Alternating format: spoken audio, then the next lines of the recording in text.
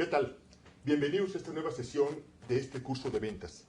En esta ocasión tenemos una sesión especial, ya que contamos con invitados que nos apoyarán en un panel sobre un tema muy interesante: ventas en el siglo XXI. Soy Raúl Gutiérrez y tengo un gusto de estar con ustedes. También nos acompaña el licenciado Ulises Inclán, que nos hará una presentación de nuestros invitados. Ulises, ¿qué tal? Hola, ¿qué tal? ¿Cómo están, amigos? Bienvenidos nuevamente a este módulo. Efectivamente, hoy tenemos una sesión especial relacionada con el área de ventas, con unos invitados muy especiales, gente que tiene mucha experiencia tanto en el área de ventas como en el área de compras. Me gustaría irles presentando a la maestra Xochitl Quetzal. Ella tiene la maestría en Mercadotecnia y es experta en CRM. Actualmente trabaja en IBM como gerente de cuenta de bancos. Bienvenida, Xochitl, muchas gracias por estar aquí con nosotros. Gracias. También nos acompaña el licenciado Oscar Ruiz Sandoval.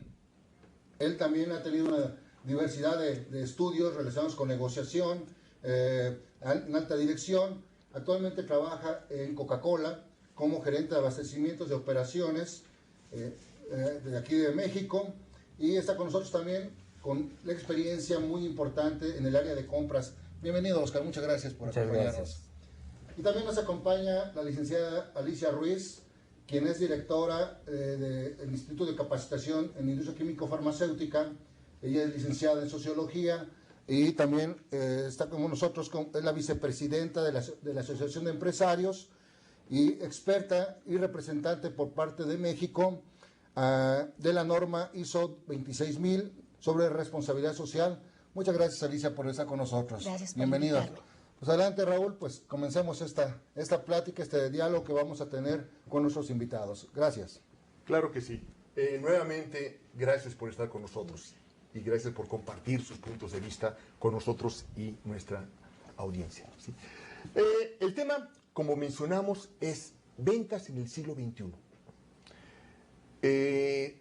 Y la primera pregunta que a mí se me gustaría plantear aquí en la mesa es: siglo XXI, ¿realmente ha cambiado? ¿Qué es lo que ha cambiado? ¿Qué es lo que se ha movido? ¿Qué es lo que ha marcado ciertas diferencias en la función de ventas, digamos, de 6 años para acá, 5 años para acá? Realmente un periodo que podría antojarse relativamente corto en otras épocas. Pero hoy, con el avance tecnológico, tenemos realmente que los cambios que antes se hacían en 10 años, ahora se hacen en 1. Entonces, realmente podríamos estar considerando que los amigos que están en calle, los empresarios que están buscando emprender un nuevo negocio, se topan con el primer reto que aquí hemos estado platicando con ustedes: el poder generar ventas. Solo que tal vez lo que algunos pensaron en teoría que podía ser, ahora se topa con un entorno totalmente diferente, ¿sí? Tal vez, para empezar, ¿qué es lo que ha cambiado? ¿Cuáles son los nuevos requisitos, las nuevas tendencias, las nuevas situaciones, las nuevas realidades que enfrentamos al querer vender? No sé quién quisiera empezar, quién quisiera comentarnos. Por favor, Xochitl. Sí, gracias, Raúl. Mira, yo creo que has tocado un tema muy importante, que son la realidad de las ventas en el siglo XXI. Yo te puedo comentar que actualmente estamos viviendo no una competencia, una hipercompetencia. Ya no estamos compitiendo contra nuestro vecino, ¿no? Contra un negocio que esté en la colonia, ¿no? Incluso dentro del país. Estamos compitiendo contra negocios de nuestra misma industria, pero a nivel mundial. Entonces, la preparación que tiene que tener actualmente un empresario es muy distinta de la de hace 10 años, 20 años, ¿no? Otro tema que mencionaste: los medios de tecnología, los medios de comunicación. Actualmente, en un segundo, estás en contacto, ¿no?, con otra parte del mundo. Los negocios se hacen a una velocidad impresionante. Y si tú no te mantienes actualizado, ¿no?, capacitándote en las últimas tendencias que hay en negocios, en lo que está viendo en otras partes del mundo, te quedas obsoleto, ¿no? Y automáticamente la competencia tiene mayores ventajas que tú. Entonces, creo que estamos viviendo en un mundo en el cual, si tú no te diferencias con una ventaja competitiva y con un valor agregado que el consumidor perciba, es muy difícil que tú puedas sobrevivir. 1 o 2 años. Para mi punto de vista, ¿no? Actualmente. Así es, así es. Sí, Sí, estoy de Alicia, por acuerdo favor. con Xóchitl, sobre todo cuando hablaba de las competencias. Las nuevas competencias que debe de tener el vendedor en el siglo XXI, con esta apertura global. Es ese pensamiento globalizado, con apertura, esas competencias enfocadas a lo que es orientación al cliente, enfoque al cliente, un conocimiento y orientación hacia los negocios que lleve a ese compromiso de dar resultados. Es muy importante dentro de las nuevas competencias que deben de tener los profesionales en ventas. Y estas nuevas competencias, hoy, ¿hay alguna industria en particular que las esté llevando a cabo? ¿O crees que se esté dando de alguna manera en todos los diferentes negocios esta preocupación de tener nuevas competencias y cómo desarrollarlas? Yo creo que se está dando en las diversas giros industriales, en la industria farmacéutica, que es la que más conozco, en la industria de las comunicaciones. Creo que sí se están dando en esas empresas de punta, de avanzada, que están preocupados por desarrollar una nueva visión y enfoque de sus profesionales de ventas. Fíjate que yo quisiera también aquí mencionar, porque efectivamente hablamos de los nuevos retos del siglo XXI y nos vamos, como bien lo han comentado, a una hipercompetencia, ¿sí? Una competencia muy fuerte. Nos vamos también al avance tecnológico. Y normalmente hablamos de las empresas que están llevando esa competencia, las empresas grandes, las empresas pues más sofisticadas, con más tiempo, más consolidadas. Sin embargo, como ustedes saben, el mercado no solamente lo constituyen este tipo de empresas, ya sea las que ofrecen o ya sean las que compran, no son necesariamente empresas grandes. También hay empresas pequeñas, hay empresas nuevas, hay empresas con menos capital, ¿sí? Hay empresas con menos experiencia, que desde luego que también están jugando en ese mercado y que también están marcando su presencia. Entonces, el concepto es, ¿habrá realmente una diferenciación?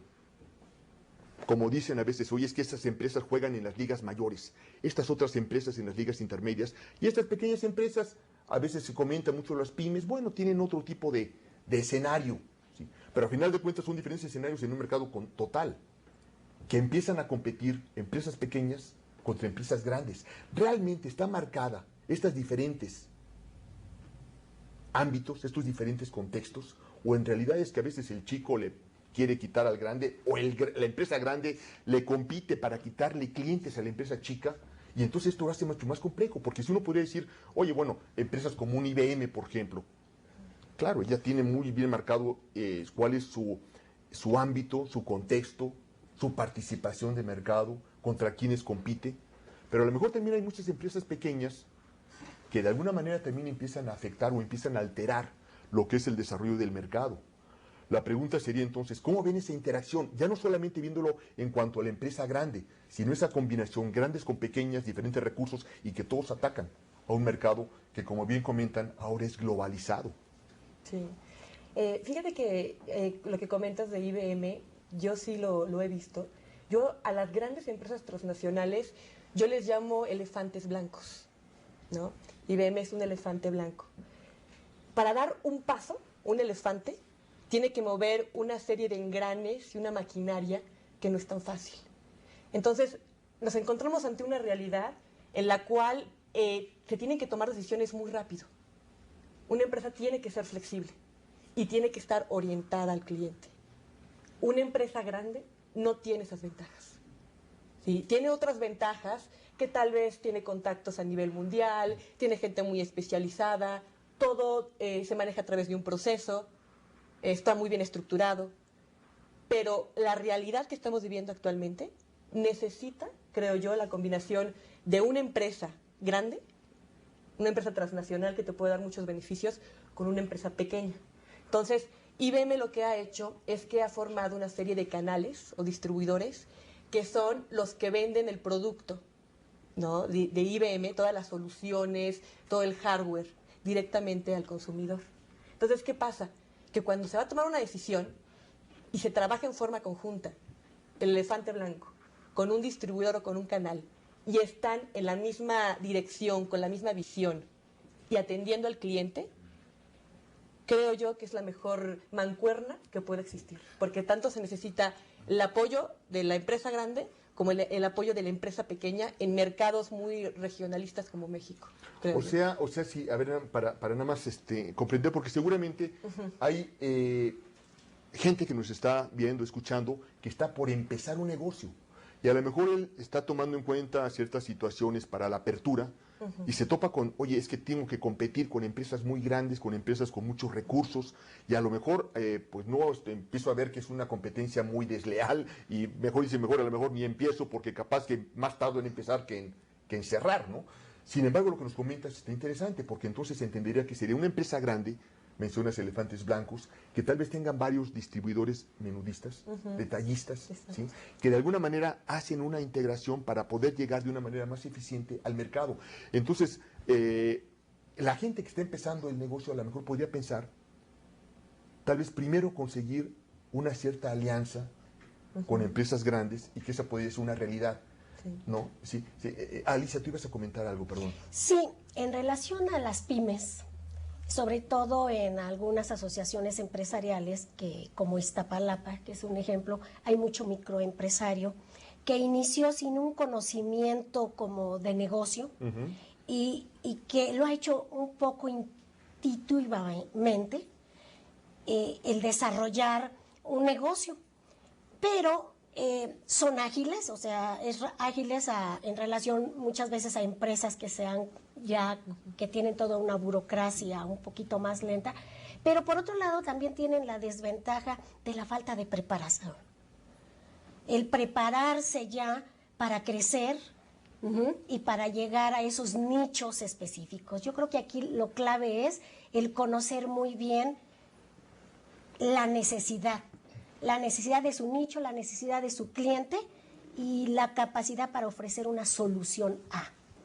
Claro, es interesante. ¿Tú qué opinas, Oscar? Bueno, yo como parte de ser negociador, como parte de compras, ella comentaba mucho de los elefantes blancos, es cierto, las empresas hoy ya tienen tan poco tiempo de desfase en lo que es la tecnología, que empresas con mayor dinamismo, con empresas que identifican que el servicio es ahora el nombre del juego, porque la calidad, hay muy poca diferenciación ya por el mercado global. Realmente el servicio, la oportunidad, esa ventaja competitiva que te da el hacerte un traje a la medida, eso es lo importante, eso es lo que nosotros buscamos.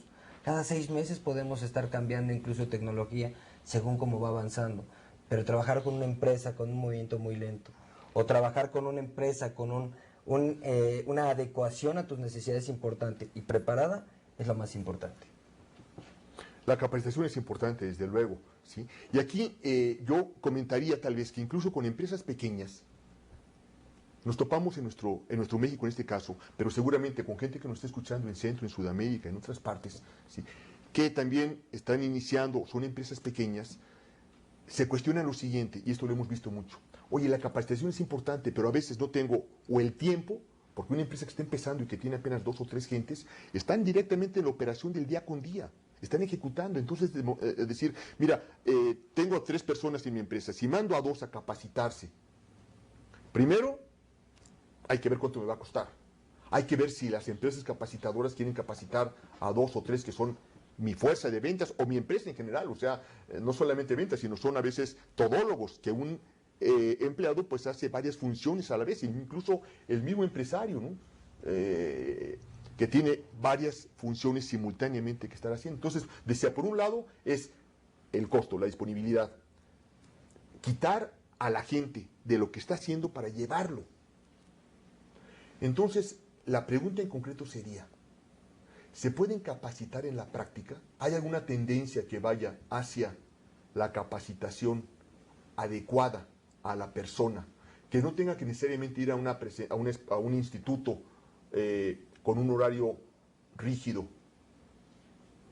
con unos requisitos muy determinados, sino directamente en la práctica, estar preparándose, estar capacitándose, y que a su vez sea esa capacitación de tal nivel que le permita competir, porque al final de cuentas, más que tener un grado de un lado, de una escuela, de una institución o de otra, lo que estamos buscando mucho es la competencia, el que la gente sea competente, que pueda desarrollar sus funciones. No sé entonces en cuanto a este tipo de nuevas modalidades para la capacitación, si nos quisieran platicar algo, ¿no? Yo creo que se puede dar el entrenamiento a ventas de diversas maneras. Uno puede ser en campo, directamente coachando. Otro puede ser a través de los programas online que ahora hay, que e-learning, que se conocen, en donde ya pueden desarrollarse desde tu empresa programas específicos de acuerdo a las necesidades y competencias que la organización misma está necesitando, y el representante puede en cualquier tiempo libre en su computadora ver estos programas en la noche, en la mañana, y esto te da flexibilidad. Así es. Y yo diría que precisamente, haciendo un paréntesis, es lo que intentamos con ese tipo de programas, ¿sí? O sea, que la gente pueda tener esa capacitación que está necesaria para competir exitosamente en los momentos más adecuados para ustedes, como lo estamos haciendo ahora, y también complementada con cierta actividad en la práctica, en el campo, ¿sí? Bien, entonces hemos hablado de la supercompetencia, de la necesidad de capacitarse, ¿sí?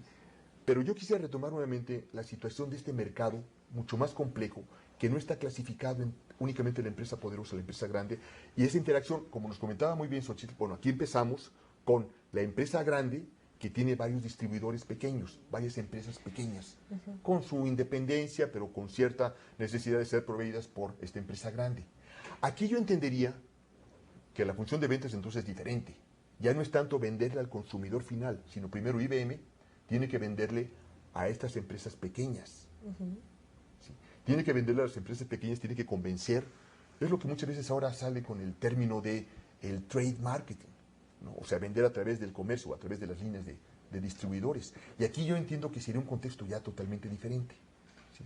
Porque entonces ya no solamente estar compitiendo con las de alta tecnología, sino también entender otra realidad de distribuidores pequeños.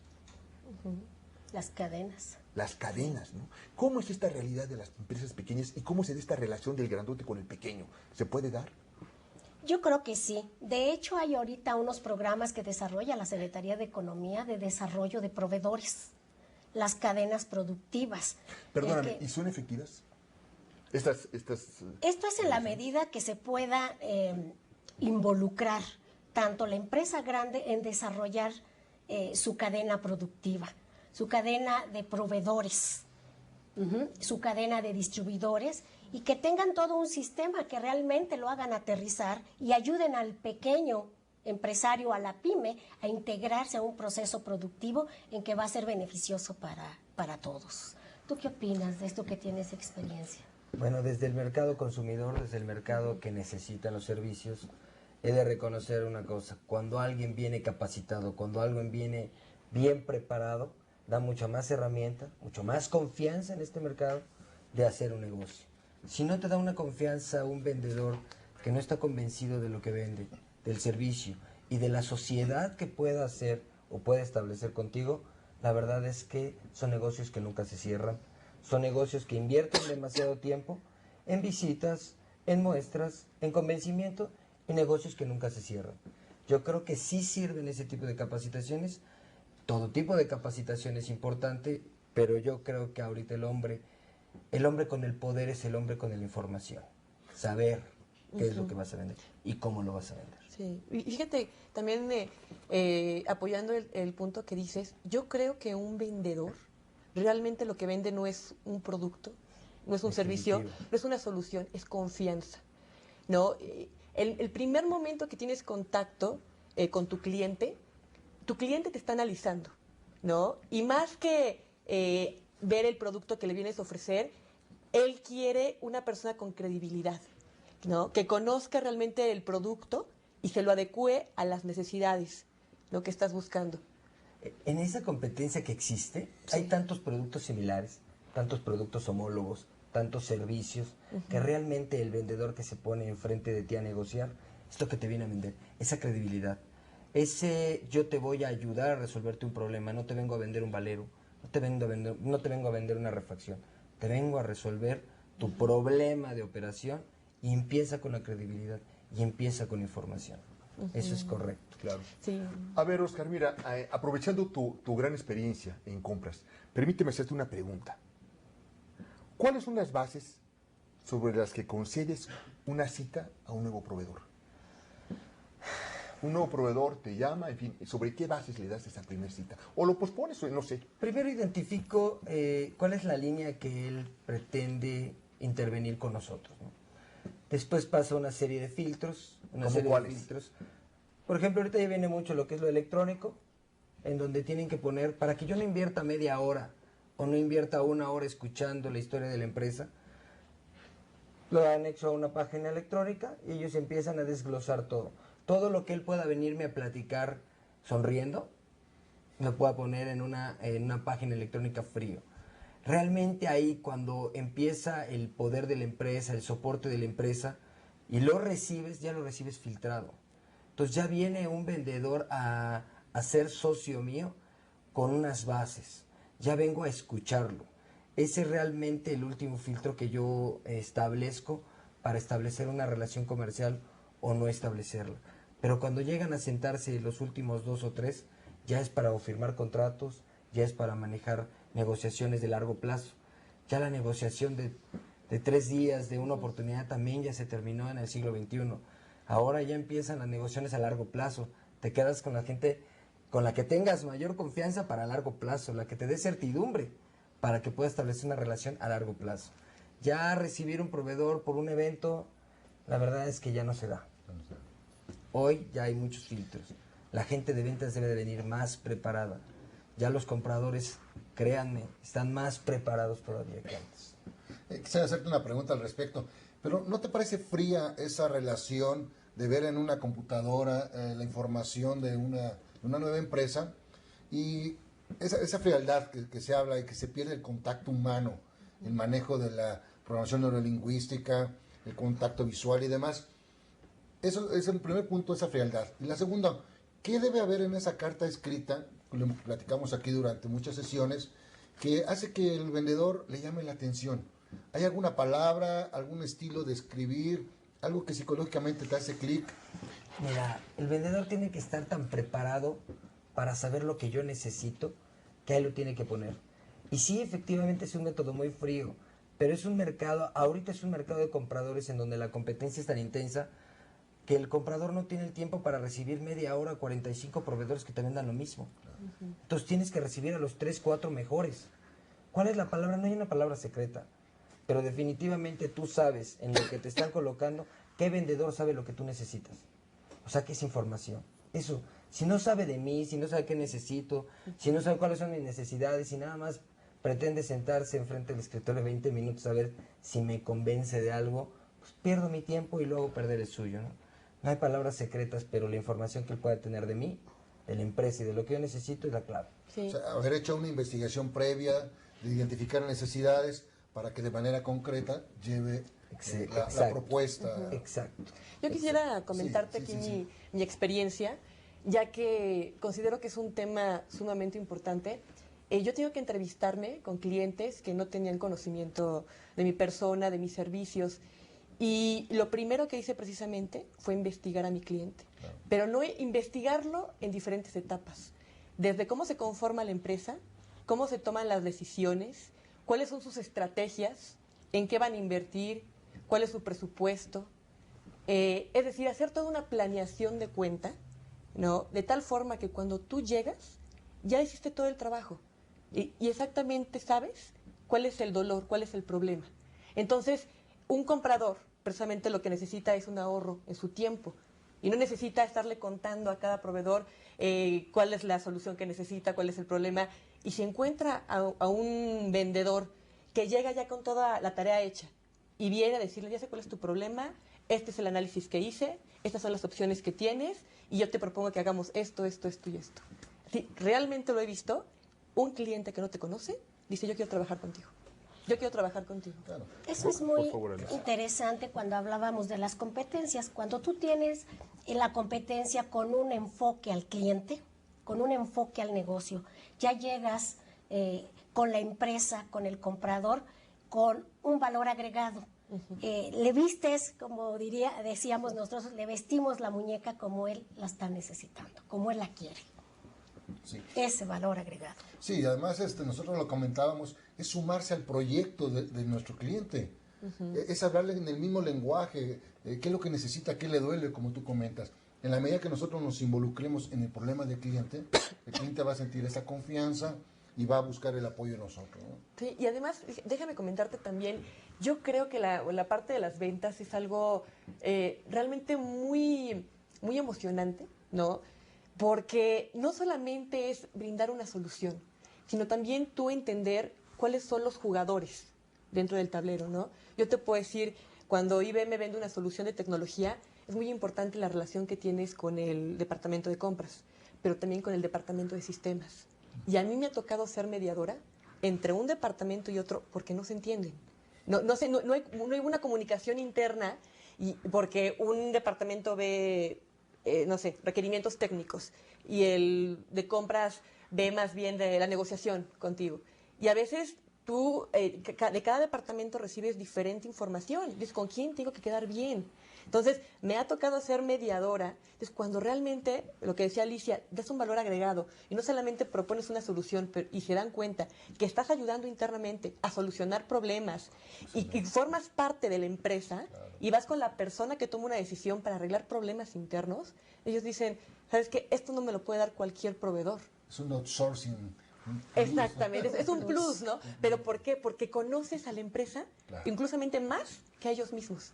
Y sabes quién sí mueve ciertos hilos dentro de la organización, sabes con quién hay que quedar mejor, sabes qué intereses se manejan, así.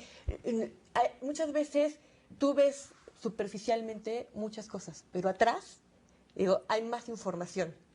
Hay más información. Y cuando tú llegas, por ejemplo, con un comprador y le das información valiosa de otros directores dentro de la misma empresa y le facilitas su trabajo, realmente ese comprador no voltea a ver a nadie más.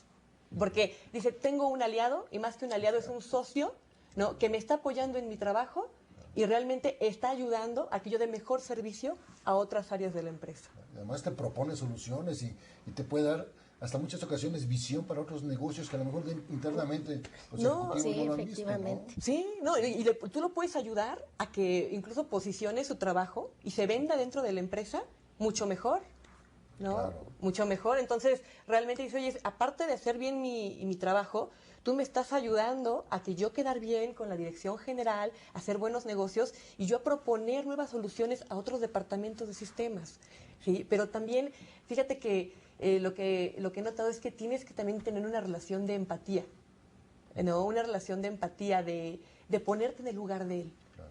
¿no? De saber, de adelantarte a lo que él va a pensar y lo que requiere. Si tú te adelantas y sobre todo le das buen servicio, porque actualmente yo te puedo decir, la tecnología es un commodity. Le da lo mismo comprar IBM, HP, Dell, y ellos te dicen, ¿sabes qué? Mira, incluso Dell me da un precio más económico, ¿sí? Pero si tú les pones, por ejemplo, una empresa más pequeña, un distribuidor, que es la empresa que les va a dar un servicio, que va a poner un ingeniero en sitio, en sus instalaciones, en sistemas, va a tener inventario, ¿sí? Va a tener asesores en tecnología, que cuando ellos lo requieran, pueden ir con esa empresa, gente de telemarketing, gente que personalmente puede ir a visitarlos, es cuando realmente el comprador ve un valor agregado. Y dice, ¿sabes qué? Digo, no te compro tanto porque seas IBM, porque ya sé que IBM es una buena marca, te compro por todo el servicio que me estás dando, porque ese ingeniero en sitio que me está ayudando a cargar las imágenes en las computadoras, a atender a cada uno de mis usuarios, eso vale oro, porque es tiempo. Sí, Yo, Alicia. yo como representante de las áreas de capacitación, abandero mucho el concepto de que la diferencia, hoy en día en que los productos se asemejan, son tan similares, un coche con otro, los servicios que da una computadora, en fin, casi son iguales. Abandero mucho en que la diferencia es el talento humano. Esas competencias, ese crear confianza que dice Xóchitl tan acertadamente, la va a proporcionar la gente, el talento humano.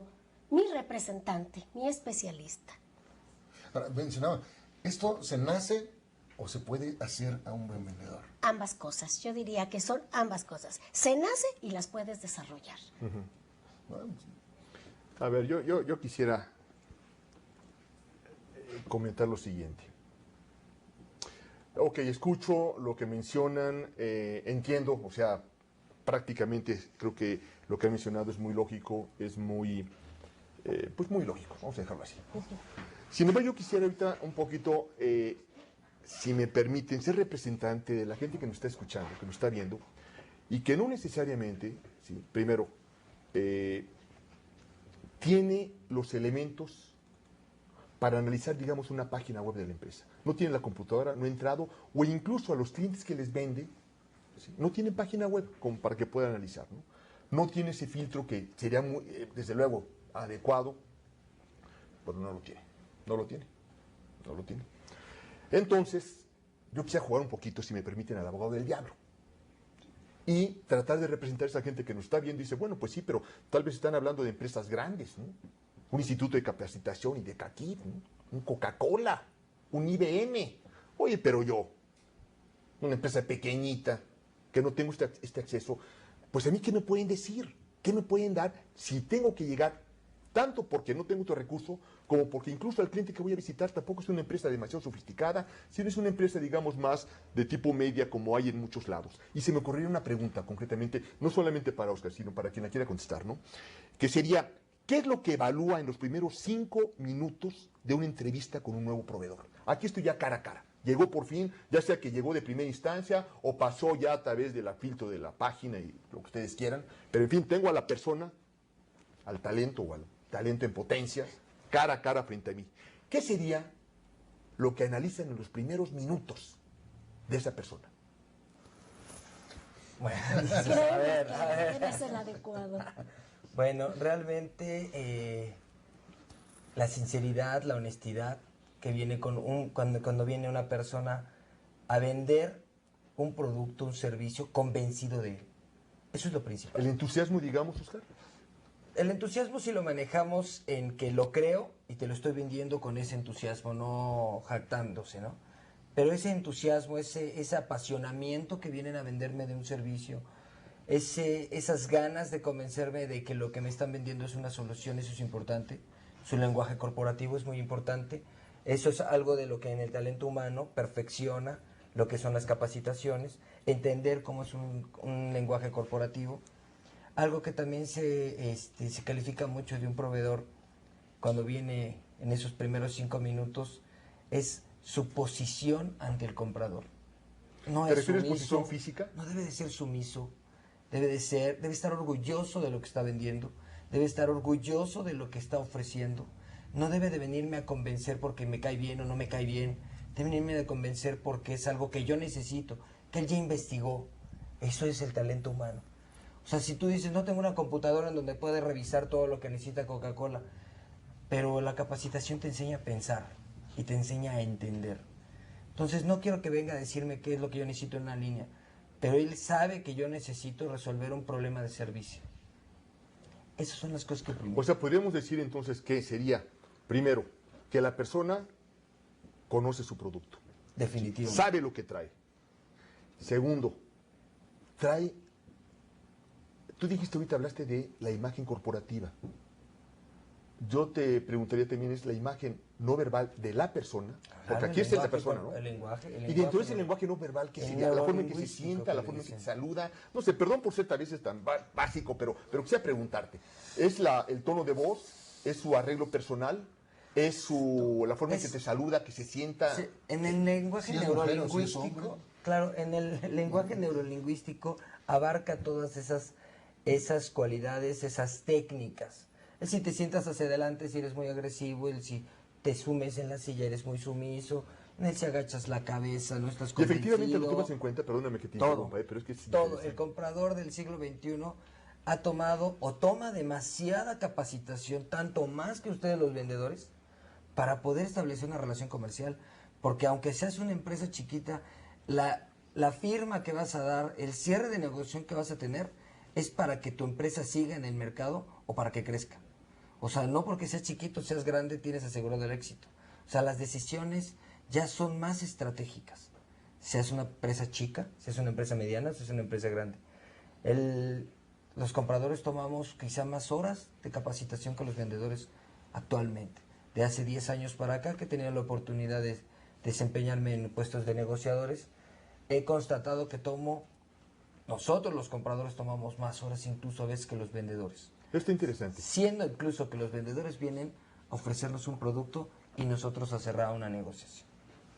En eso de las relaciones comerciales, que es un punto muy interesante, yo creo también, Oscar, que cuando llega contigo un vendedor, aparte de que haya una empatía, creo que si te lleva una propuesta, como decía Xóchitl, una propuesta de valor, tú la compras, Eso ¿no? es lo primero que escuchas. Algo. Eso es lo primero que escuchas. La propuesta de valor viene incluso desde que se viene a sentar. Cuando te llega ya con un documento después, eso ya son secundarias. Pero la propuesta de valor viene desde que se para, te recibe, e incluso tú como comprador le dices, te ofrezco un café. Esa actitud, o sea, es algo que a veces se va sintiendo cuando la gente está preparada. Entonces esa propuesta de valor empieza ahí. Y sí, efectivamente, ahí es donde nosotros la compramos. Y las negociaciones se cierran a más largo plazo, porque la confianza es mayor. La actitud que cuidamos nosotros tanto en como una competencia tan importante en la capacitación es la actitud. A veces dicen, ¿no? Es el 70% y a lo mejor el 30% es el conocimiento. La actitud hacia el servicio, la actitud de lo que estoy representando. Claro. Convencimiento. Y además, fíjate que la actitud precisamente es lo que hace un vendedor. Sí, y en mi experiencia he visto que cuando tú tienes una actitud positiva, ¿no? Una actitud de querer ayudar, de ser más como un vendedor, un consultor, un asesor, ¿no? No sé, como que rompes una barrera y te posicionas en un lugar que incluso los clientes llegan a preguntarte cuestiones que tú ni te imaginabas, ¿no? De que tienen que tomar ciertas decisiones porque confían tanto en ti que saben que pueden confiar en tu punto de vista. Entonces, no sé, me ha tocado llegar con un cliente que tal vez tuvo un problema, está de mal humor y empiezas a escucharlo. Entonces te das cuenta que te toman incluso como un amigo o incluso como un psicólogo, incluso te cuentan cuestiones personales, ¿no? Y en la medida en que tú estés abierto y tú puedas transmitir cosas positivas y que cambiarle la mente, la forma de ver las cosas a un comprador, por ejemplo, que ve todo negativo o que utiliza palabras tal vez que no son las más adecuadas, y tú empezar a ver áreas de oportunidad, puedes cambiarle la forma de percibir las cosas de un cliente. Y decir, esta persona cada vez que viene, aparte que viene a proponerme algo, me transmite algo positivo, me transmite otra forma de ver las cosas que me gusta. Y también el cliente llega a buscar a sus proveedores dependiendo qué tanto, yo creo también le transmitas esa buena vibra, esa buena energía, ¿no? Sí, porque ellos quieren rodearse de gente exitosa, de gente que venga a ayudarlos, que cuando en vez de ver un problema, ve una oportunidad, que no. Entonces, yo creo que, como comentabas cuando decías si un vendedor se hace o nace, yo creo que cualquier ser humano tiene el potencial para desarrollar lo que quiera. ¿Y por qué entonces, si es tan maravillosa esta función de ventas, por qué a la gente no le gusta la palabra vendedor? Hemos conocido a través de la experiencia mucha gente que le da pena el nombre vendedor. ¿Ustedes creen que debería de quitarse ese nombre y buscar otra palabra como asesor, consultor? Sí, mira, a ver. Mira, en las ventas del siglo XXI yo te puedo decir que se está transformando. Ya no es un vendedor, se maneja la venta consultiva, ¿sí? Y tú te capacitas más como un consultor. Y al ser consultor, tienes que ser experto en el área que tú manejas y tener conocimiento, ¿no? A nivel mundial, de la industria, de eventos, y tener una conversación que realmente aporte un valor, ¿sí? Con cualquier cliente con el cual tú estés. Oscar, sí nos ibas a decir algo.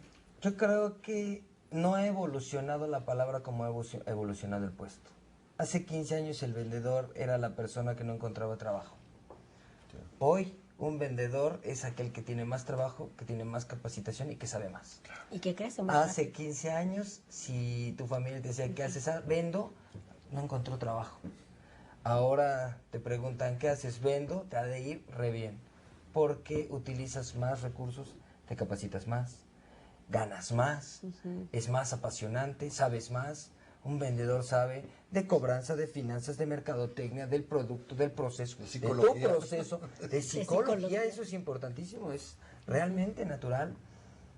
Ahora un vendedor es una persona muchísimo más preparada que hace 15 años. No ha evolucionado la palabra como ha evolucionado realmente el puesto.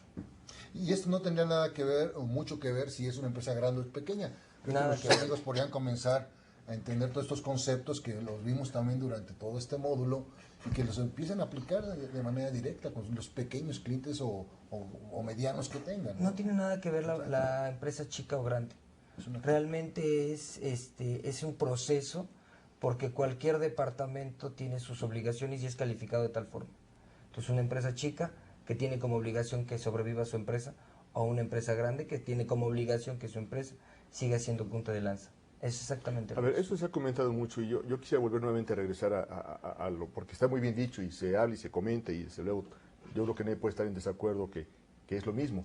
Sin embargo, en la práctica como que a veces las cosas cambian. Por ejemplo, lo que comentas, Xochitl, transmitir la confianza, desde luego.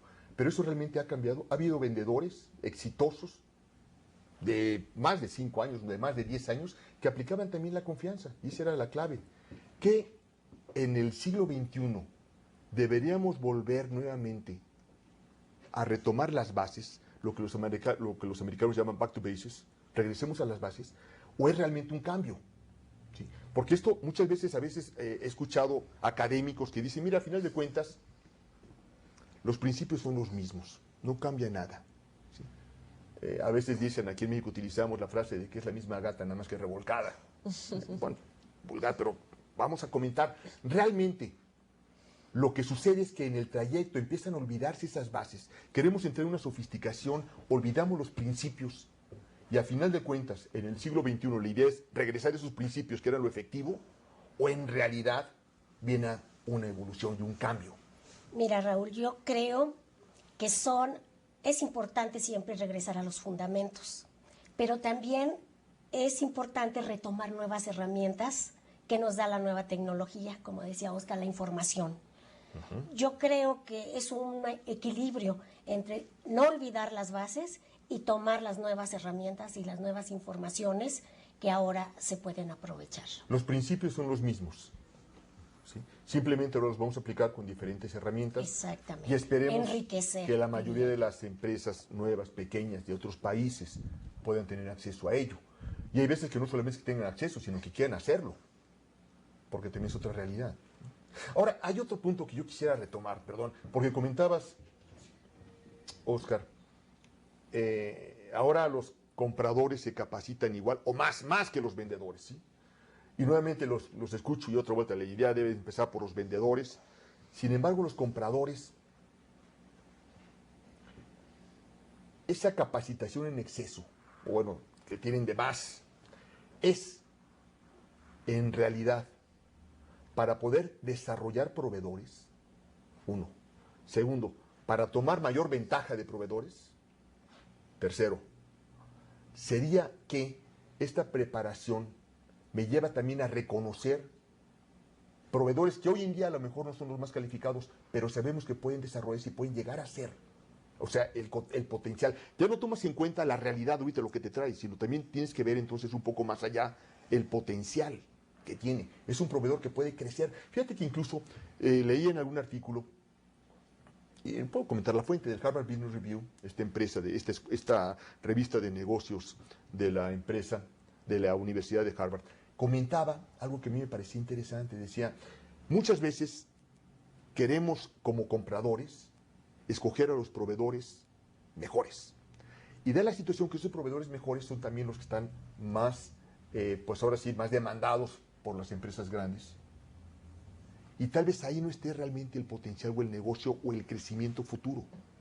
No a los que ya llegaron, que están siendo ahorita incluso pueden poner sus condiciones, porque efectivamente hoy en día son proveedores muy cotizados, por llamarlo de alguna manera.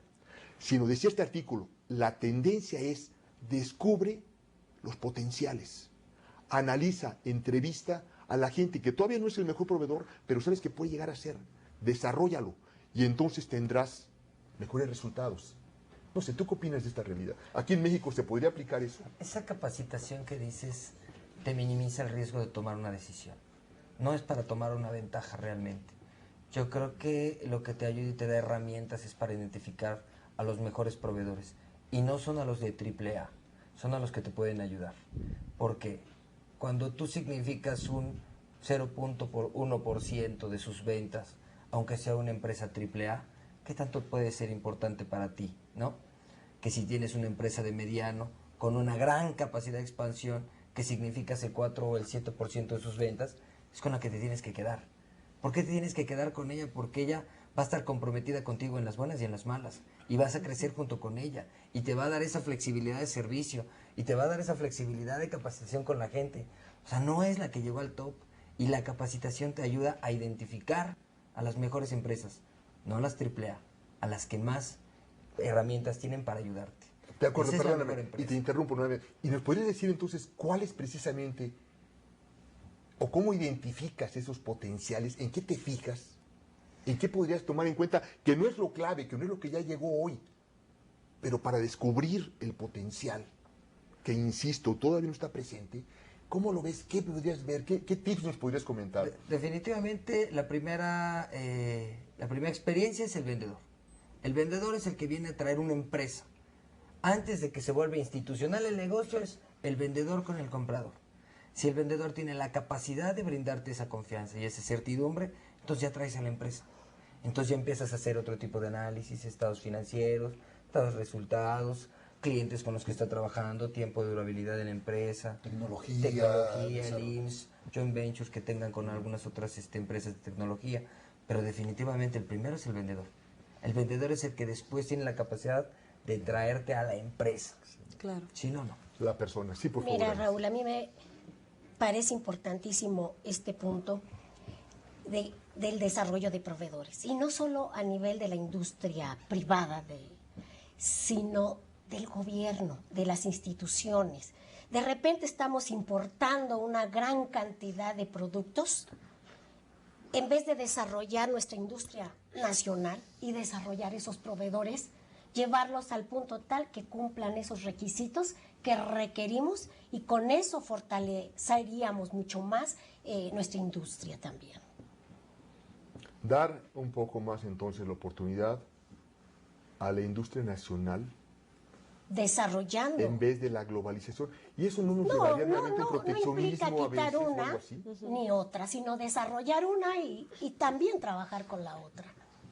Sí, yo creo que lo que comentas, Alicia, tiene que ver mucho también de grandes maquiladoras que tenemos aquí en México, y que precisamente por la competencia tan fuerte que hubo de países asiáticos como China, pues quebraron estas maquiladoras, ¿no?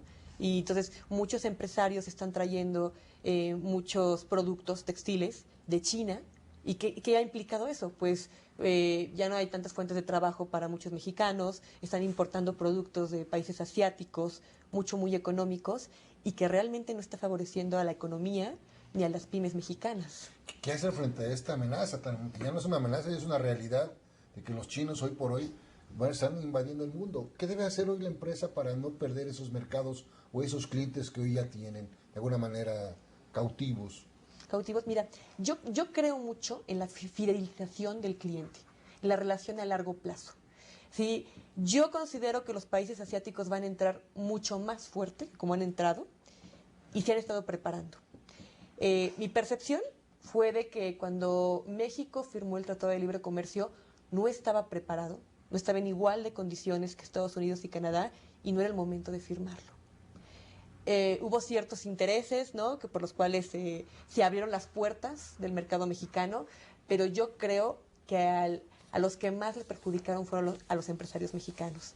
Y China, muy inteligentemente, simplemente observaba, simplemente veía otros países y estaba preparándose internamente para abrir sus puertas en el momento adecuado y saber cómo iba a competir. Entonces, fue una estrategia muy inteligente, que previó y aprendió de otros países, ¿no? Y yo creo que si nosotros realmente no nos capacitamos, ¿no? Pero sobre todo no establecemos estrategias de fidelización de clientes, estrategias de lealtad a largo plazo. Lo que me refería es de que conocer también a tu cliente, llevar unas bases de datos, ¿no? Con las cuales tú puedas identificar sus gustos, sus preferencias, cada cuándo compran, por qué compran. Entonces, tener un conocimiento tan grande que tú puedas prever sus necesidades, de tal forma que aunque entren los chinos y los asiáticos con productos mucho más económicos, tú, por el conocimiento que tienes de tu cliente, no vas a perder esa lealtad y esa fidelización. Y para eso hay estrategias como el CRM, que para mi gusto son muy buenas, y que si una empresa tanto grande como pequeña sabe adaptarlas, puede obtener grandes beneficios. Pero la fidelidad se puede romper en muchas ocasiones con un 20, un 30% de descuento, de un precio más bajo, que los chinos son los que están llegando. Entonces, Estoy de acuerdo. Sí, Alicia. Yo creo que está bien lo que comentas, sin embargo creo que hay estrategias de alianzas. Alianzas, las empresas, las asociaciones, el mismo gobierno, hacer las cámaras, hacer esa alianza para enfrentar los mercados también, conjuntamente. Creo que eso es muy, muy importante para hacer frente a esta globalización y a esta entrada de ciertos productos que acaban con la economía mexicana. No es cerrar las fronteras, pero sí crear ciertas alianzas que nos ayuden a desarrollarnos como un país competitivo. A lo mejor ya en tecnología ya no vamos a ponernos a la par de las grandes empresas norteamericanas o europeas. ¿Cuál será la vocación del mexicano o de nuestros países latinoamericanos que deberían de desarrollar para poder competir y enfrentarse al mundo? Digo, ya no en tecnología porque nos llevan muy avanzados los orientales en lo que es la tecnología en electrónica, los norteamericanos, pero los países latinoamericanos como México y muchos de nuestros amigos que nos están viendo, ¿qué podrían hacer para descubrir en qué esa vocación, en qué somos buenos como latinoamericanos y que podamos ofrecerle al mundo como una ventaja competitiva? Sí. Yo creo que a nivel mundial se está viviendo una especialización, ¿no? Creo que como país tenemos que considerar nuestras fortalezas y debilidades y realmente enfocarnos en lo que somos buenos. Se ha manejado que lo que se debe explotar de México era la mano de obra, las maquiladoras, ¿no? Sí. Y que eso es lo que íbamos a realmente ser buenos en ese aspecto, ¿no? Y nos dimos cuenta que hay otros países que nos están arrebasando, ¿no? Entonces, yo creo que sí sería buscar esas ramas específicas, ¿no? En donde nosotros podemos ser muy buenos. Y uno que te puedo decir es que el turismo, me parece a mí que México tiene un gran potencial en ese aspecto. Yo lo he visto a nivel mundial. Por ejemplo, España recibe muchísimas entradas de dinero a raíz del turismo. Creo que es el número 1 a nivel mundial de turismo, porque ha sabido vender su país, ha sabido vender todos sus lugares, ¿no? Su gastronomía, sus costumbres, su cultura. Y México tiene cosas muy valiosas, ¿no? No solamente México, sobre todo América Latina, con esos recursos naturales que tenemos, una historia ancestral que no se ha podido explotar, ¿verdad? Podría ser un área donde se podría explotar, si ya no se puede en la tecnología, cuando menos en la parte de turismo, ¿no? Sí, fíjate, mira, tuve la oportunidad de ir estuve en la Universidad Anáhuac de Cancún dando un curso de publicidad y tuve la fortuna de tener varios gerentes o empresarios en la industria turística. Y realmente me sorprendía que ellos estaban preocupados por los empresarios extranjeros que estaban llegando, sobre todo mucho japonés, a todo lo que era la Riviera Maya, en Playa del Carmen, ¿no? Porque tenían una visión muy fuerte de negocio y los mexicanos no tenían ese empuje, esa visión de ser emprendedores, yo quise transmitirles también que ellos pueden, tienen las herramientas para formar sus propias empresas y no depender de empresarios extranjeros que están aprovechando esas oportunidades que tiene México, ¿no? Entonces, ¿Cuáles son esas herramientas, Xochitl? herramientas que ellos tienen. Creo que el mexicano en general le hace falta tener más confianza en él mismo. Le hace falta sentirse que está al mismo nivel que un país industrializado. Perdóname, ¿cómo? ¿Cómo? Bueno, ante todo yo creo que tiene que cambiar su autoconcepto, ¿no? Tiene que tener una confianza en sus capacidades para poder aprender, ¿no? Considero que hay dos cosas importantes, ¿no? Para formar un empresario: actitud y aptitud. Pero la actitud te va a dar la aptitud. ¿Por qué? Si tú tienes una persona con todas las ganas de salir adelante, con una visión muy emprendedora, ¿no? Con mucha fuerza, ¿no? Esa persona va a encontrar los medios para capacitarse, ya sea con cursos, con alianzas con cámaras, con el gobierno, ¿no? Porque ahí está todo. Así México tiene los elementos para desarrollar un empresario, ¿no? Pero considero que no se ha inyectado, ¿no? Esa como energía, ¿no? O esa posibilidad, ¿no? De que realmente se pueden formar empresas pequeñas, ¿no? Aquí dentro de México. Fíjate que a propósito, últimamente en México ha empezado ese movimiento de emprendedores, incubadoras, emprendedores que debemos fortalecer, porque es muy, muy importante el desarrollo de empresarios o pequeños empresarios, como tú decías, que tengan y desarrollen todas estas competencias de ventas, de lanzamiento de un proyecto, de poder aterrizar algo, y que podemos como mexicanos ofrecer servicios y productos al mundo. Yo creo que estamos, perdóname, tocando un tema muy, muy interesante, muy importante a desarrollar. Tenemos un poquito de limitación de tiempo. Yo propondría un receso, ¿sí? Y continuamos. ¿Les parece bien? Sí. Sí. Entonces, continuamos.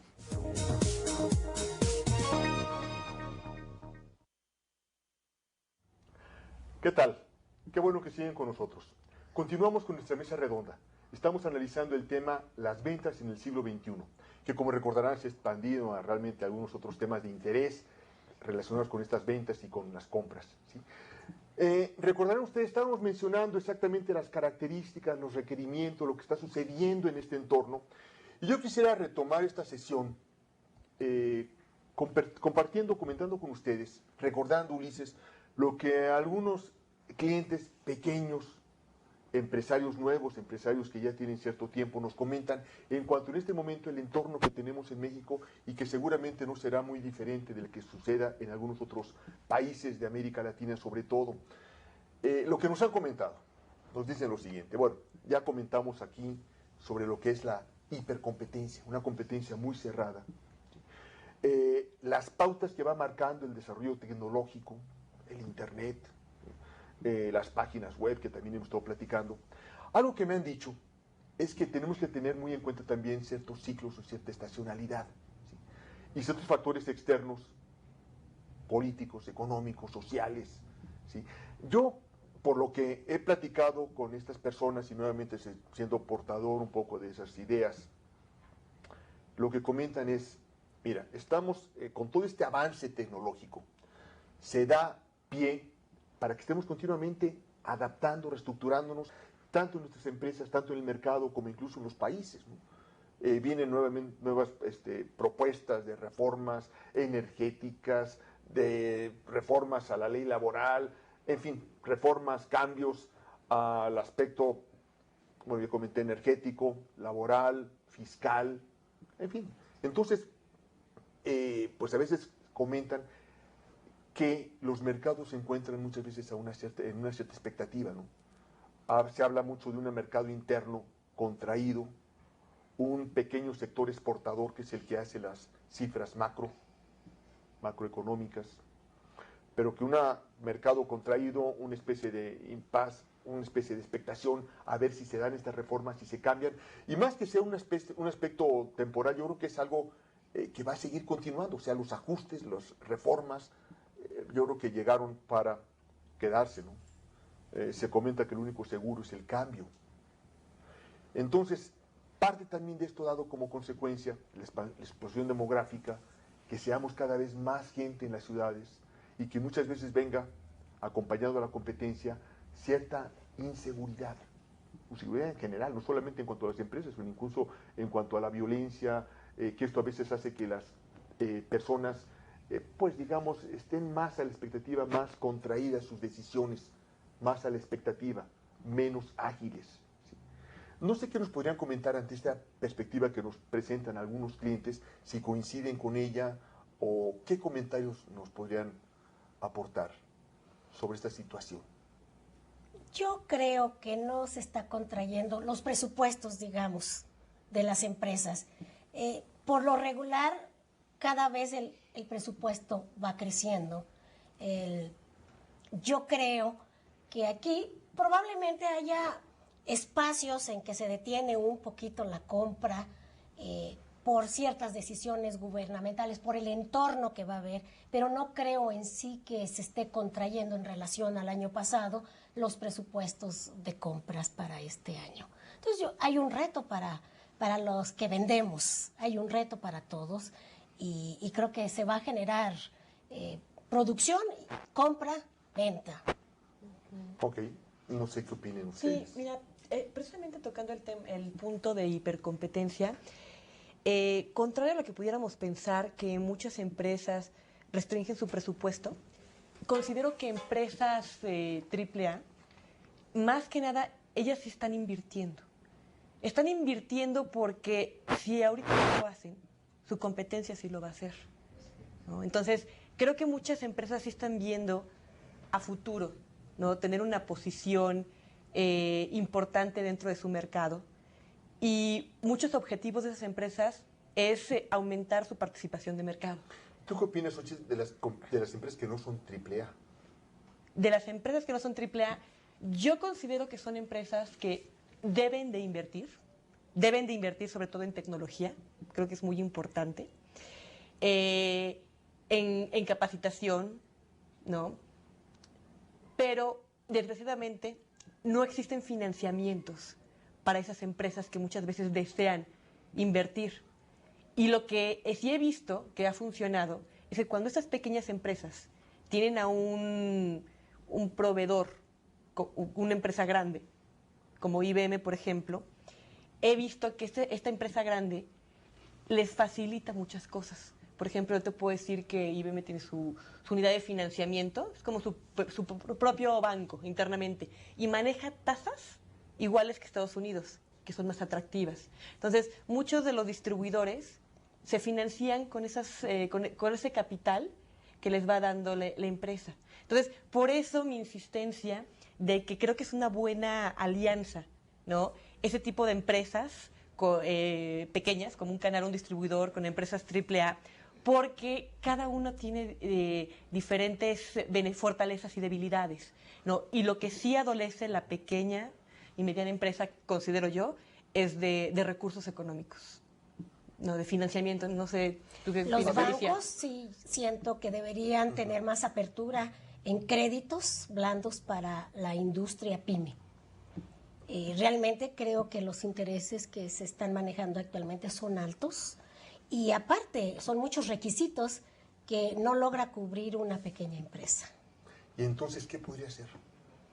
Yo creo que sí hubiera acuerdos con las instituciones bancarias para que pudieran ampliar esta oportunidad para hacer crecer al país, definitivamente. No sé si conjuntamente gobierno o el área del sector económico pudieran dar más oportunidad para que crecieran esta pequeña empresa. Pero no solamente facilitar el dinero, porque muchas veces puedes estar facilitando dinero a organizaciones que no tienen la preparación para usarlo, para invertirlo. Yo creo que va aunado tanto dar las herramientas, el conocimiento para manejar una pequeña, mediana empresa, su plan de negocios, como también apoyarla con recursos para renovar y ampliar sus productos. Entiendo. Bien. Óscar, ¿qué nos comentas? Bueno, Yo como una área usuaria te puedo comentar que efectivamente las empresas AAA no están dejando de invertir, al contrario, están apostando más. Las empresas AA sí están en un momento de contracción, pero yo no creo que eso debe de ser importante. Lo que es importante es que las empresas PYME tienen la capacidad de ahora, en este momento estratégicamente, estar con las empresas AAA, porque son las que se necesitan. Los acuerdos a largo plazo, lo único que van a hacer es darle una herramienta a los bancos para darle los créditos a este tipo de empresas. Cuando se crean esas sociedades, por los pedidos abiertos, por los contratos a 2 o 3 años, con la capacitación que se tiene, eso son lo que está esperando el banco. Están esperando los financieros para inyectarle fuerza a las empresas PYME. Ahora yo veo aquí una ventaja de las PYME, porque no son empresas que tengan grandes gastos que mantener, y dan la flexibilidad y la rapidez que muchas veces las empresas grandes necesitan tener para una dinámica mucho más rápido dentro de sus propios negocios, ¿no? Claro, antes eran años de auge en donde se gastaba por gastar y en las empresas tenían tantas utilidades que daba hasta para eso y más, ¿no? Hoy el gasto es más inteligente, el gasto es más racional y las empresas PYME, eso es lo que tienen, menos gasto administrativo, menos gastos fuera ¿no? Gastos de representación. Este es el momento, esta es la oportunidad de estar con las empresas AAA. Que lógicamente no es para todos. O sea, entiendo, están las empresas AAA que están invirtiendo y que esas sí están, digamos, generando, pero obviamente con su red incluso de proveedores, que son las empresas menores. En nuestro México tenemos, por ejemplo, la gran mayoría son empresas pequeñas y medianas, ¿sí? Y menos de un 5% son empresas grandes, empresas AAA. Y el resto de entonces de las empresas pequeñas, entiendo que para algunas pymes visionarias hay cierta estabilidad o cierta posibilidad de un crecimiento. Pero mi pregunta es en términos globales, generales, ¿sí? O sea, no solamente para los que están integrándose en grandes empresas, ya grupos industriales, grupos empresariales, sino todos los que están un poco al margen, que están rezagados y que por estadística sabemos que son los más, y no solamente en México, sino a nivel incluso, como comento, país tercer mundo, América Latina, en fin, ¿qué podemos hacer? Porque a final de cuentas, tal vez a nivel general, vemos que sí, los pocos, están teniendo los números, pero no son en ninguna forma ellos la mayoría de las empresas y por ende de los vendedores. Recuerden aquí, porque también hay que mencionaros, estamos analizando, nuestro enfoque principal es ventas, los vendedores. No es tanto el aspecto económico, el aspecto de alta dirección, que seguramente lo verán en otro módulo, sino enfocándonos a la parte de ventas, los vendedores, pero que desde luego están interactuando en un contexto amplio. Entonces, si son algunos pequeños los que están, o pocos los que están en una estabilidad un poco más sólida, ¿qué recomendaríamos para los vendedores de empresas que no están en esta situación y que son las más? Claro. Mira, yo te puedo decir que creo que, en primer lugar, debe de haber un cambio en la visión de un empresario, de una pyme y también de los vendedores, hacia qué mercado se van a dirigir, ¿no? Creo que es muy importante que esas pymes realmente diferencien muy bien un nicho de mercado y lo desarrollen, ¿no? Yo sí lo veo, como dicen, la guerra de guerrillas, ¿no? Yo hago muchas comparaciones, ¿no? La guerra de guerrillas es, tú tienes que llegar como hormiguita, ¿no? Por diferentes flancos, donde actuar, donde el grandote no puede entrar y donde tengas menos competencia. Entonces, si tú identificas un producto o un servicio, viendo la necesidad latente en un nicho de mercado y das una ventaja competitiva, un valor agregado, un mejor servicio, creo que tienes muchas posibilidades de ser una pyme exitosa, ¿no? Incluso, yo creo que Oscar lo comentó, a él realmente no le importa si es una empresa grande, es una empresa pequeña, no es una empresa mediana. Lo que le interesa es que le resuelvan un problema y le den una solución. Entonces, puede ser una pequeña empresa. Especialización sería especializada, exactamente, especializada en, no sé, en un problema específico. Y esta pequeña empresa, cuando va a dar una solución, después de verse el vendedor ganado la confianza de un comprador, puede descubrir que necesita de otros productos complementarios para dar una solución integrada. Entonces esta pyme se convierte en un integrador de otras empresas o de otros servicios para satisfacer una necesidad en específico. Entonces, realmente estás dando la oportunidad a una pyme de crecer y de vender otro tipo de productos a raíz de un nicho de mercado en el cual se está enfocando, pero que está dando un excelente servicio y que nadie puede competir en ese mercado en específico. Además de la fuerza que les puede dar las alianzas entre estas pymes que pueden en un momento dado crear una mediana industria que dé servicio especializado a una gran empresa o a una gran industria. Y es ahí donde entran las integradoras. Exactamente. Sí, sí. Bueno, siguiendo, escuchando y continuando, para estas pequeñas empresas que no tienen esa estabilidad, pero que desde luego están luchando por salir adelante, hay un tema que hemos escuchado en varios foros, creo que incluso aquí lo hemos mencionado, que es lo importante de la creatividad para poder vender, la creatividad para la venta. ¿Sí? Y aquí concretamente se nos ha presentado a veces dos disyuntivas, dos alternativas. ¿Sí? Por un lado, en cuanto a la preparación de los vendedores, ¿sí? Ya sea de campo, ya sea los que están yendo a visitar clientes, o ya sea muchas veces los que venden a través del teléfono, por ejemplo.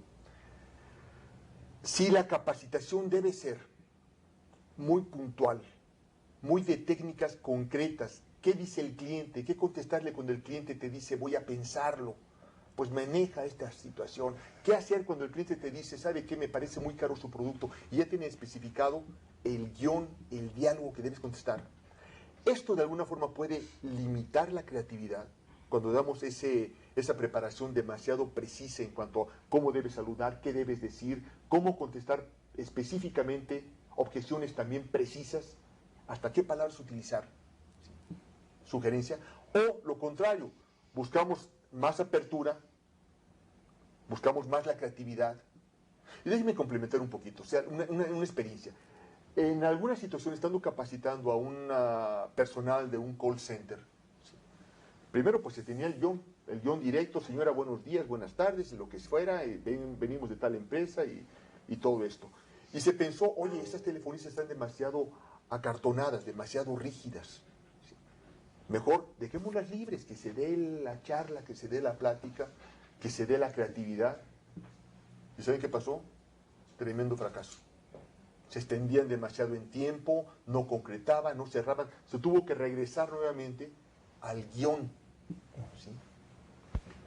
Y ahora eso precisamente entonces, ya en la función no solamente del call center, sino de la venta personal, ¿qué alternativa tenemos? Por un lado la creatividad o por otro lado la formación. ¿Qué nos comentarías, Oscar? Mira, yo te podría comentar algo. Creo que las herramientas lo que te dan es una base, pero la creatividad, que es una parte debe ser una parte complementaria de la capacitación, te enseña a pensar, te enseña a ponerte en los zapatos de la persona, te enseña a focalizar el problema desde diferentes aspectos que incluso los de producción, los de compras, los usuarios no tienen o no tienen la oportunidad de verlos por la ceguera de taller. Esa creatividad al vendedor le da una fortaleza lejos de alejarla. ¿Por qué? Porque te da una solución a un problema o a veces te previene un problema. Pero después de una base.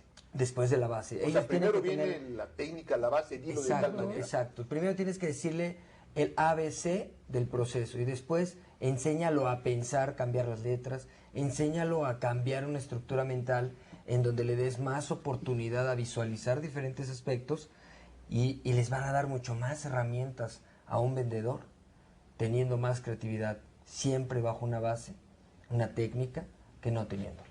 Sí, definitivamente recordarán nuestros amigos una experiencia que comentábamos con una compañía japonesa que vende automóviles, Nissan. Nissan tiene un concepto que se llama Nissan Way, que justamente a través de una investigación de mercados con sus mejores vendedores, descubrió los 15 puntos más importantes que un vendedor exitoso tenía. Y a partir de eso creó todo un programa de capacitación que se estuvo dando a la gente de los vendedores de las distribuidoras y se les enseñaba justamente los 15 pasos. Pero la palabra way significaba que cada persona le diera su propio estilo en base a estos puntos. De tal modo que no había necesidad de dar primeramente el paso 1, 2, 3 como si fuera una letanía, sino daba la flexibilidad dependiendo de la personalidad, el momento de estar con el cliente, e ir aplicando esas técnicas. Y esto les daba mucho mejor resultado, esa capacidad de pensar Claro. y de desenvolverse. Claro, además el vendedor que te va a vender un servicio, un producto, se va a enfrentar a diferentes necesidades, a diferentes empresas, a diferentes compradores, a diferentes organizaciones. Entonces tiene que tener la creatividad bajo las bases y bajo la expertise o bajo la capacitación de poder desarrollar, de poder platicar en diferentes tonos, en diferentes momentos con la empresa. Claro, es un poquito lo que dicen en la industria farmacéutica, ¿no? Que el primer método terapéutico que ha existido fue la silla, porque el paciente cuando se sienta en la silla en ese momento empieza a curarse.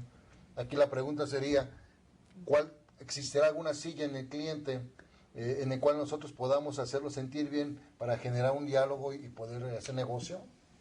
Todas son diferentes. Todas son diferentes. Todas las sillas son diferentes. Sí. Y ahí está la creatividad. Ahí Ahí está la creatividad. Oye, pero también, ¿sabes? Que yo considero que para explotar la creatividad es importante que un vendedor tenga una alta autoestima.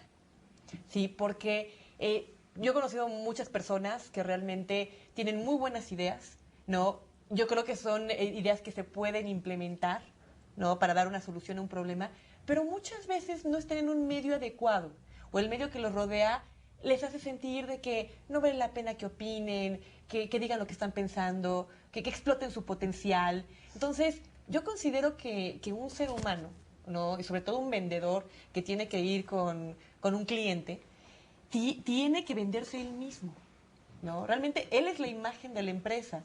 Y si esa persona está segura de sí mismo, de lo que viene a ofrecer, ¿no? Y de que sabe que son valiosas sus aportaciones, y él está convencido de eso, va a poder explotar más fácilmente su creatividad.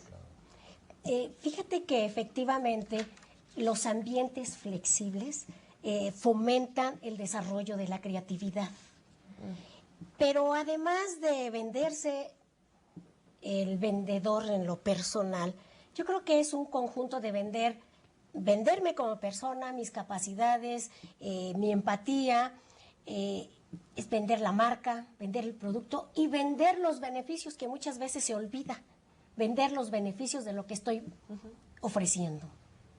Aquí hay una pregunta que se plantea, es, ¿tú qué prefieres tener? ¿Vendedores que sean honrados, con valores de honradez, de ser gente honesta, o vendedores eficientes, que en muchas ocasiones no son tan honrados, pero son muy buenos vendedores?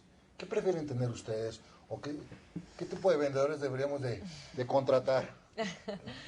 Perdón, yo te puedo decir que un vendedor eficiente es un vendedor honrado, porque tiene todas las bases y porque no te va a engañar. Ese es un vendedor eficiente. Yo creo que uno no está peleado con la otra. No, y además, ¿sabes qué? Igual tú puedes considerar un vendedor eficiente porque te trajo cierto negocio a tu empresa, pero fue una venta a corto plazo. Porque si no es honrado, Sí, así es. si no es honrado, realmente el comprador no le vuelve a hacer el pedido, no tiene una relación a largo plazo y realmente es una mala imagen para la empresa. Entonces, yo no creo que esté peleado un vendedor eficiente con la honestidad, porque tú estás construyendo, estás sembrando una relación más a largo plazo.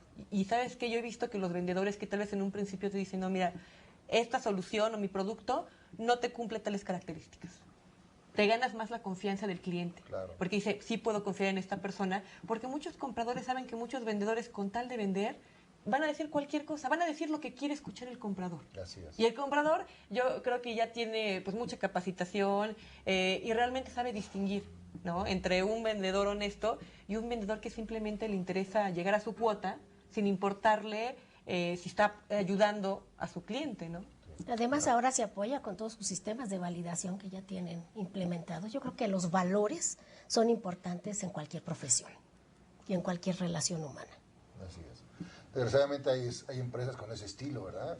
Empresas que del dueño ya están implementándole a sus vendedores esa característica de que, pues sí, invéntale o no le digas toda la verdad al cliente, lo importante es vender, y el vendedor con la necesidad de querer llevar el pedido, de tener un ingreso, pues muchas ocasiones inventan las ventajas que no tiene el producto, ¿no? Pero como mencionas perfectamente, esto es una relación a corto plazo. O sea, finalmente el cliente se va a dar cuenta que fue engañado y jamás va a volver ni siquiera a recibir a este vendedor. Y a veces el mismo vendedor, traerá hoy la camiseta de alguna empresa, pero si ya frente en un medio, si él anda en ventas, el que se genera finalmente una mala imagen es el propio vendedor, porque tú lo ves y aunque esté en otra empresa diferente, ya no lo vas a querer recibir, ¿no?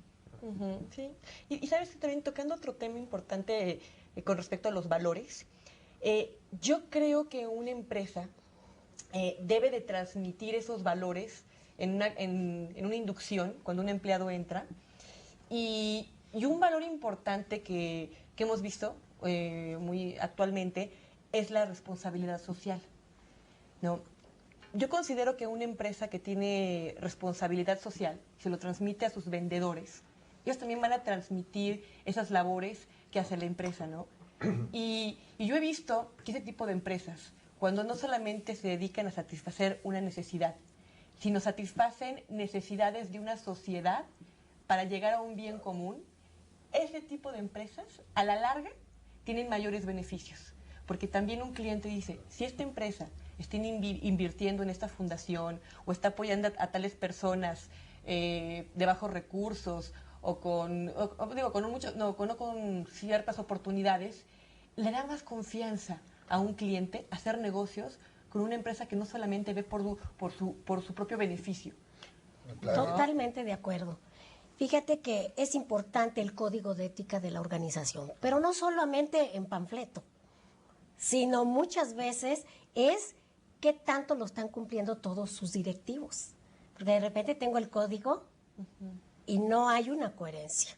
Entonces es importante tener tanto tu código de ética como el comportamiento y el ejemplo que dan pues las cabezas de las organizaciones. A ver, yo quisiera aquí comentar, porque es la empresa, pero yo creo que un punto fundamental es precisamente el gerente de ventas, ¿no? Porque hemos hablado de la función de ventas dentro del vendedor, la persona individual, pero ahora yo creo que un punto importante y que también seguramente lo van a estar cursando, por así decirlo, es cuando ya tienes gente a tu cargo, gente de tu función, donde entonces ya a nivel gerencial no se trata de que tú hagas, sino lograr que los demás hagan, lograr resultados a través de los demás. Y ahí abrimos un amplio rango realmente de comentarios. Y concretamente yo quisiera preguntar si en su experiencia, ¿qué sistema de compensaciones y estímulos, motivaciones, porque ustedes saben que precisamente el vendedor muchas veces es la persona dentro de la empresa más frecuentemente expuesto a la desmotivación, a la frustración, y donde entonces ahí el gerente de ventas pues tiene que saber que está manejando más que productos, está manejando personas, ¿sí?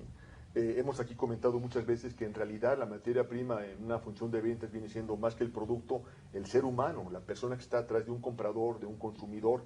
Y aquí entonces la idea es, o la pregunta concreta sería, algunas sugerencias, algunas reflexiones que ustedes hayan visto en la práctica que sean más eficaces para esta dirección y sobre todo, no solamente la compensación económica, sino digamos el estímulo, la motivación que sea efectiva en vendedores y de diferentes experiencias, desde el novato hasta el que está en nivel medio y el que ya tiene una experiencia muy grande, que también nos ha tocado ver que muchas veces esa experiencia de vendedores experimentados llegan a desmotivarse, ¿no? Y cae por ahí en lo que se llama el principio de Peter, ¿no? El nivel de incompetencia. Ya llegué y a veces ya me cansé, y que en ventas es muy diferente o mucho más frecuente que en otro puesto en la organización.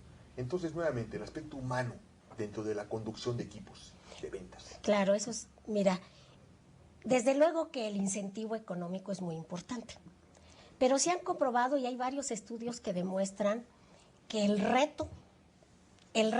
reconocimiento personal y el reto son unos motivadores muy importantes para la fuerza de ventas.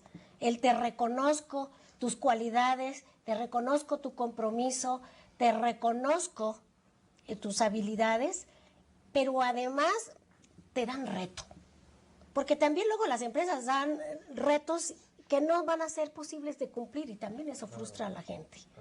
Pero también dar un poquitito margen que no te haga crecer, a que tengas un verdadero desarrollo, también te frustran, ¿no? Entonces es importante el vender un reto, pero un reto también alcanzable.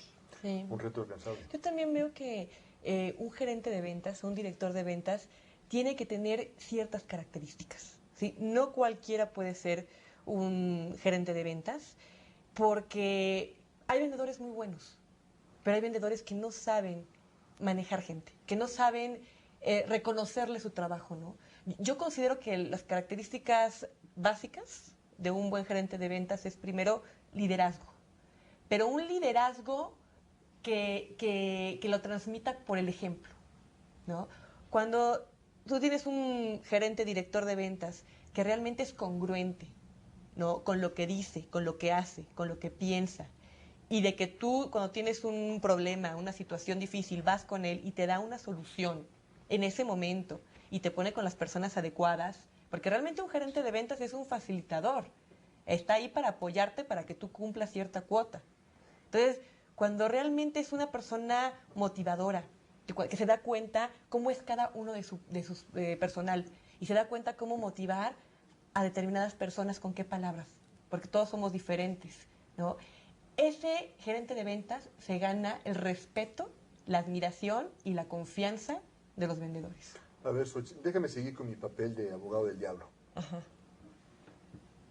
El gerente de ventas debe ser un psicólogo, debe ser a veces un paño de lágrimas. Sí. No, sí. No, bueno, es que, digo, he tenido bastante experiencia en eso, digo, sí puedo decirle. Muchas veces un director de ventas tiene que tener muchas características, pero sobre todo considero el poder ser humano, así que demuestra humanidad con su gente. ¿Por qué? Porque el departamento de ventas es muy frío, ¿no? Cuando tú llegas a tu cuota o la rebasas, todo el mundo te aplaude y eres reconocido y eres el más importante del área. Cuando no llegas a tu número, nadie te hace caso. Entonces, tu valía está así, ¿no? Altibajos. Entonces, no es posible que el valor de una persona esté considerado según si llega a su cuota o no. Entonces, un director de ventas ahí ejerce mucha psicología para saber cómo sacar lo mejor de su personal. Y lo que yo sí he visto es cuando tú tienes un director de ventas que confía en ti, pero confía de que puedes sacar el trabajo adelante y te pone un reto y te dice, mira, te voy a dar ese territorio para que tú lo atiendas, o te doy cuenta que es muy difícil, pero yo confío que tú lo vas a lograr, porque te conozco. Entonces, esa credibilidad en la otra persona puede ser la diferencia de que un vendedor que piensa que no puede vender cierto producto, realmente se crea que es un buen vendedor y que puede hacerlo porque alguien más cree en él. Entonces, yo sí he visto grandes logros cuando tienes un buen líder. O sea, un líder puede ser la diferencia de que todo un equipo de ventas saque lo mejor de sí mismo, o de que el equipo de ventas se desmotive y no quiera ni siquiera ir a atender a un cliente. Es un poquito la estrategia que seguían los generales en la guerra, ¿no? Que había tres maneras de poder mover a los ejércitos. Uno era a través de amenazar a los soldados, que si no avanzaban, pues los iban a matar o los castigaban. Otro era a través de que si avanzaban, iban a obtener una doble ración de comida. Tampoco era un gran motivador. El motivador que más movía era el orgullo. Era el creer, en confiar, en abanderarlos, en que estás peleando por una causa, y eso hacía que la gente saliera y diera su vida. Es un poco esto que nos platicas. Sí, no, y además fíjate que es algo que se contagia. Claro. Cuando tú tienes un buen equipo de ventas, un buen director empieza, como en el ejército, a hacer sus equipos. Y pone, por ejemplo, un vendedor senior con un vendedor junior, y hace equipos de trabajo para que el vendedor junior vaya aprendiendo. Y ese vendedor senior maneja un papel como de coach, ¿no? Para irlo orientando, porque el vendedor senior es como más estratega y el vendedor junior es más de ejecutar, como un soldado, ¿no? Vas tú y a la guerra.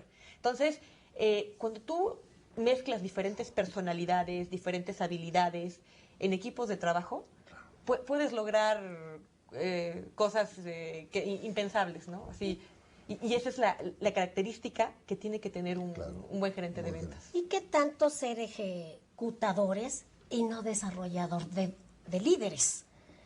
A mí me gusta más el pensar que tengo un equipo que va a ser autocontrolable, que no necesitan al líder ahí que los esté motivando o dando la zanahoria, sino un equipo creativo, ¿sí? Y un equipo que esté automotivado, de dentro hacia afuera.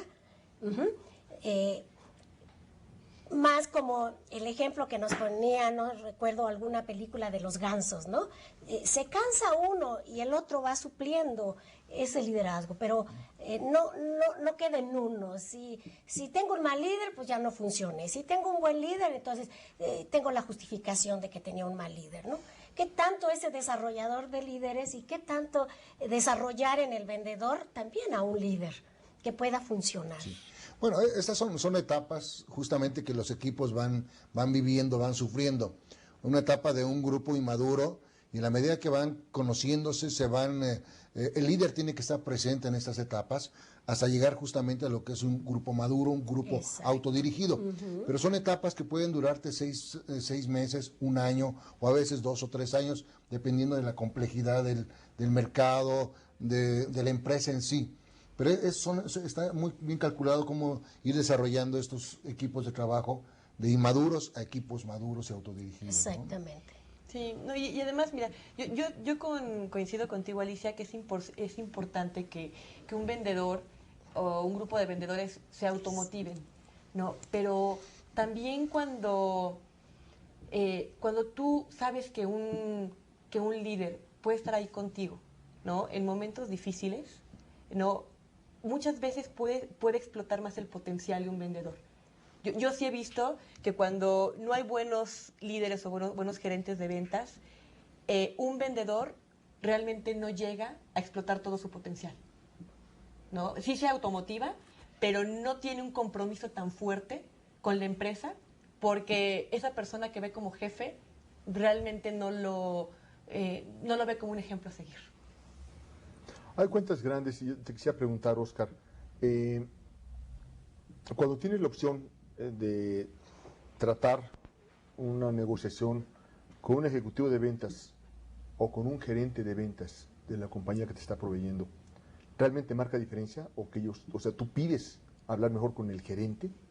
¿Hay algún comentario en ese sentido que no quisiera que se quedara en el tintero? Bueno, no existe una diferencia si el ejecutivo de venta está preparado y me ofrece las soluciones. Nunca necesita hablar con un director de ventas, porque si el ejecutivo de ventas trae todo bajo su poder y tiene a toda la empresa atrás apoyándolo, yo jamás necesito hablar con el director de ventas. Yo creo que el director de ventas, el director de abastecimientos, el director de cualquier área es simplemente un solucionador de problemas o un integrador de soluciones cuando éstas se dan. Cuando no, las cosas deben de llevar su curso. Claro. Pero hay algunos compradores, Oscar, que sí piden manejarse con los gerentes de ventas o con los mismos directores, porque esto les genera cierto estatus. ¿Esto por qué se da? Bueno, ha habido cambios, ha habido evolución en todos estos años. A veces el estar en un puesto de compras te marcaba el mismo estatus.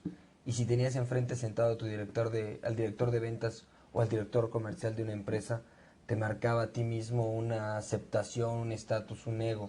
Hoy ya no. Hoy tampoco el director comercial pide hablar con el director de abastecimientos a nivel México. Pide hablar con el que le solucione el problema. Puede ser un ejecutivo o puede no serlo, ¿no? Entonces, es de igual forma. Ha habido una evolución en todo ese aspecto. Porque es terrible. Deje preguntarle a mi jefe, ¿no? Entonces hay que desarrollar líderes que den soluciones en el momento. Claro, claro. Tengan cierta libertad de manejo, de ciertos límites, decisión, ciertos ¿no? parámetros. Muy bien, muy bien. Pues yo creo que hemos comentado temas muy interesantes. Yo aquí tengo algunas anotaciones de forma, digamos, de cierta conclusión que ustedes me dirán si están de acuerdo. Os hemos escuchado que hay que perfeccionar el arte de crear la visión de su negocio, o sea, nosotros como vendedores, como un reforzador de la ventaja competitiva de los clientes. O sea, vamos a apoyar a que este cliente tenga una mayor ventaja competitiva. Perfeccione la habilidad de negociar acuerdo como socios, que es lo que en realidad vienen siendo, ¿sí? El área de ventas y el área de compras vienen siendo socios para dar un mejor producto, un mejor resultado. Perfeccione la habilidad de competir verticalmente para convertirse en un especialista en expandir la competitividad de sus clientes. Seguimos siendo en ese sentido, digamos, insistentes, ¿no? Perfeccione la habilidad de competir en base a valor organizacional y no solo en base al valor del producto. Si lo que se está buscando, como también lo hemos estado escuchando, es buscar relaciones duraderas, ¿sí? No solamente es empujar un producto, sino buscar ese soporte que da toda la organización para tener un satisfactor cada vez mejor, ¿no? Y bueno, algo que también se mencionó en la mesa, integrar alianzas para expandir tu portafolio de soluciones a través de productos complementarios. ¿Sí? Buscar, a final de cuentas, como decimos, no solamente empujar un producto, sino cada vez que la solución sea más completa para que podamos tener soluciones reales y, por ende, relaciones comerciales duraderas. Sí, sí, Ulises. Sí, me gustaría que nuestros amigos nos dieran sus conclusiones de este tema de ventas. Brevemente, si quieren hacernos alguna pequeña conclusión, ¿qué les podríamos sugerir a nuestros amigos que están tomando este diplomado y este módulo especial de ventas para que mejoren en sus funciones de ventas? Okay. Sí, Xochitl. Gracias. Ulises, pues mira, retomando un poco varias ideas que comentamos, considero que, en primer lugar, ser conscientes que el papel de las ventas en el siglo XXI está cambiando, ya no simplemente a ofrecer un producto, sino ofrecer una solución a un problema. Entonces, está pasando de ser un vendedor a un vendedor consultivo. Es muy importante que un vendedor se convierta en un asesor para el cliente, ¿no? Y que le dé una solución integral, dándole los beneficios de la solución que le está planteando, ¿no? También considero que en las ventas del siglo XXI se debe de tomar en cuenta la capacitación, ¿no? La capacitación en todos los aspectos y sobre todo en una investigación muy profunda de su cliente. Entre más conozca el vendedor a su cliente, más oportunidades y más posibilidades va a tener de realmente ofrecerle la solución que el cliente necesita, ¿sí? Y ya como tercer punto, yo diría que un vendedor tiene que ir más allá. Por la hipercompetencia que hablábamos, un vendedor no se puede quedar simplemente en ofrecer un servicio, un producto para satisfacer una necesidad, sino que tiene que prever las necesidades de su cliente. Si actualmente le está pidiendo tal producto, bueno, en 3 meses, en 6 meses, ¿qué me va a pedir? ¿Qué competencia puede entrar? ¿No? ¿En qué puedo mejorar mi servicio? ¿Puedo llevar un cuestionario de satisfacción del cliente? ¿Cuáles son mis fortalezas, mis debilidades? Creo que tiene que haber una comunicación muy cercana para siempre ir mejorando, ¿no? Eso yo creo que serían los 3 puntos principales para un vendedor. Muchas gracias. Oscar, ¿tú? Bueno, creo que ya lo dijiste todo. Yo lo único que les recomendaría es que se tengan confianza en sí mismo, tengan confianza y tengan una estructura mental de siempre querer aprender, siempre querer prepararse y pensar que la situación y la evolución ha marcado límites ante los negociadores que compran, porque no van a pedir favores, al contrario van a solucionar problemas. Y pues bueno, que así como ha evolucionado las ventas, han evolucionado las compras y siempre hay que estar preparados. Muy bien, muchas gracias. Alicia, ¿qué nos...? A mí me gustaría reforzar, recordarles que la relación es una relación de negocios, pero no deja de ser una relación humana. Estamos tratando con personas y darle ese manejo, no olvidarnos nunca de que es una relación humana las ventas también y que es muy importante no perderlo de vista. Muy bien, muchas gracias. Muy bien, muy bien. Un poquito de esa silla que estábamos comentando, ¿verdad? Así es. Perfecto, muy bien, pues no nos resta más que agradecerles mucho. Créanos que ha sido todo un placer escuchar de ustedes, ¿sí? Y Ulises lo mismo, de igual manera. Y pues seguiremos en la siguiente sesión. Gracias. Gracias. Gracias.